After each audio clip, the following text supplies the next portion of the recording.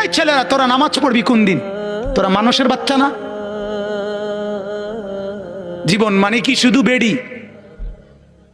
হ্যাঁ, জীবন মানে শুধু বেডির পিছনে আড়ো না? জিন্দিগি মানে উলঙ্গ ছবি? হায় হায় হায়, ছেলেদের জীবনে এটা একটা মোবাইল, একটা মোটরসাইকেল, এই দুইটাই সম্পদ।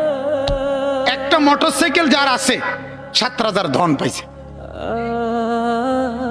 সোজা হিসাব, ঢাকা থেকে মোটরসাইকেল ছাড়ে কক্সবাজার গিয়ে থামে। হ্যাঁ, প্রতিদিন রাতে, প্রতিদিন শত শত ছেলে মোটরসাইকেল চালায়।